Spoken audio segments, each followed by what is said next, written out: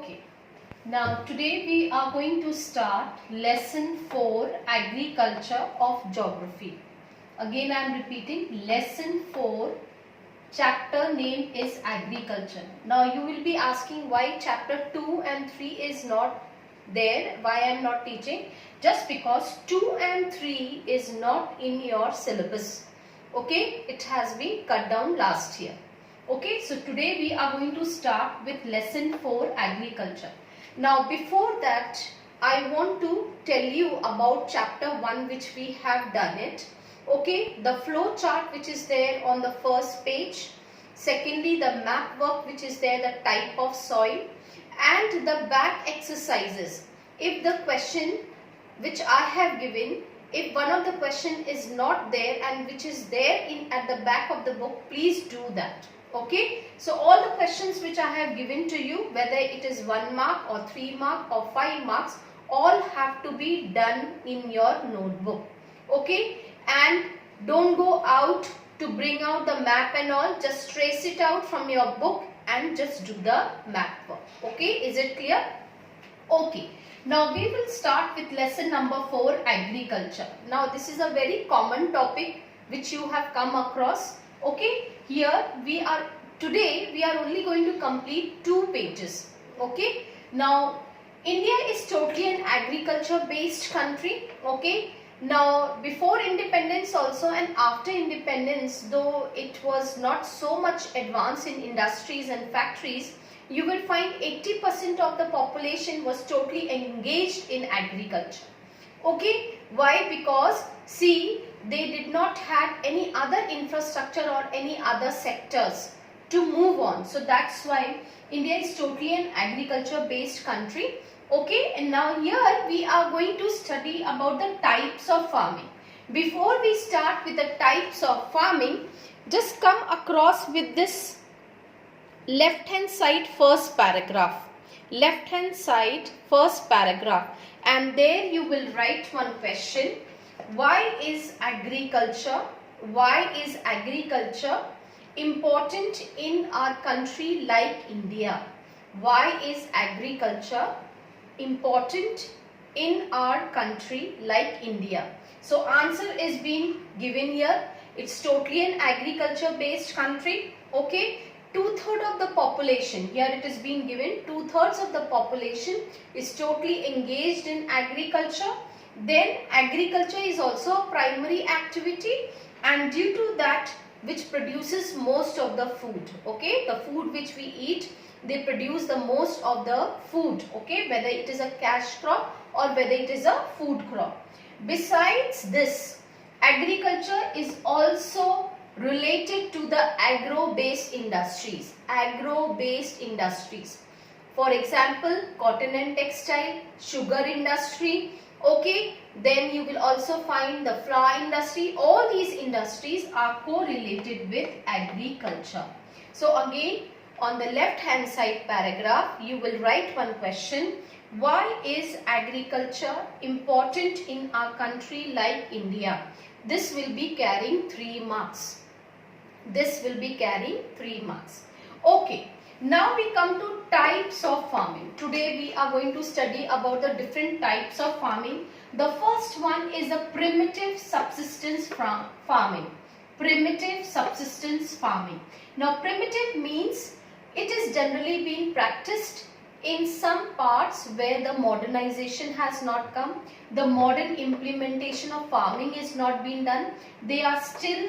They use the primitive way of farming. In this, I will tell you what all they practice. Generally, the tribal people in the northern eastern states and some parts of India, they still practice primitive subsistence farming. Okay, now here, primitive subsistence farming, you will write one question. Write a short note on primitive subsistence farming. Write a short note on primitive subsistence farming. This will be carrying 3 marks. Okay. Now under this primitive farming, you will find small patch of land is being taken. Small piece of land is taken.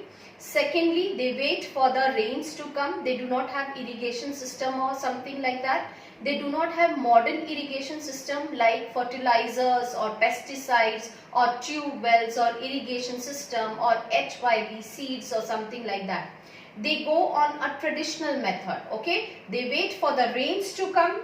They have got the simple tools which are being made by them, like the hoe, dowel, the digging stick and all the family members or the community of that village, they engage themselves into this primitive subsistence farming.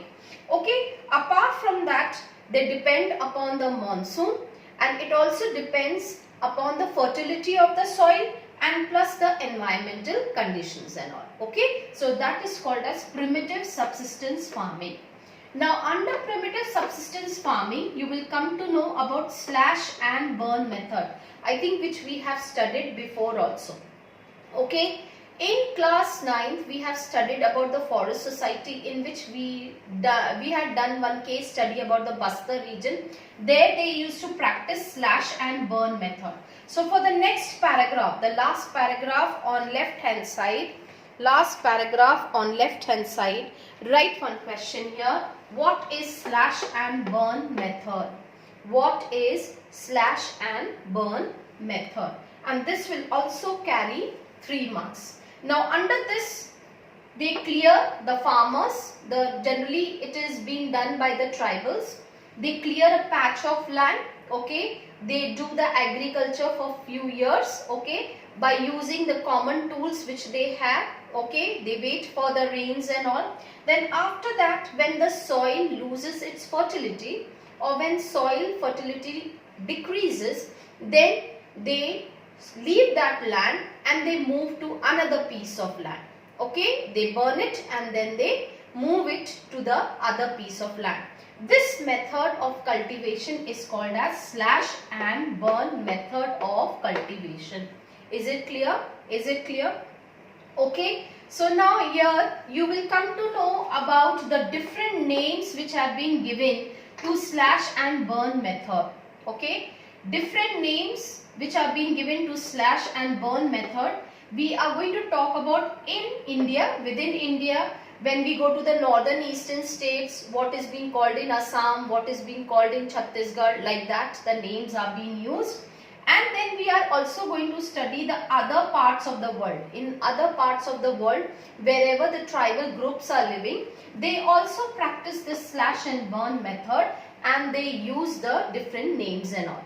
Now we will come to the first paragraph.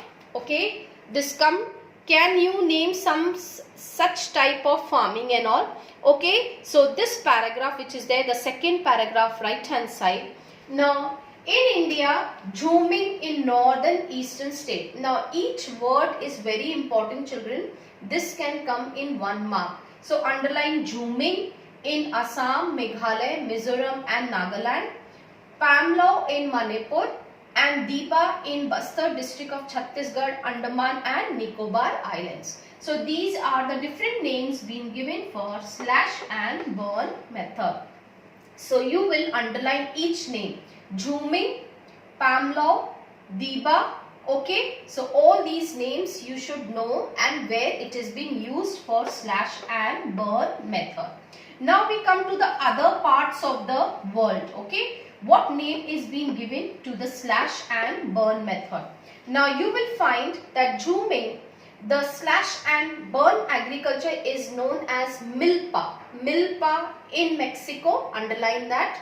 Okay, Central America and Conuco in Venezuela. Okay, underline that, Conuco. Roca in Brazil and Masole in Central Africa and Ladakh in Indonesia and Ray in Vietnam.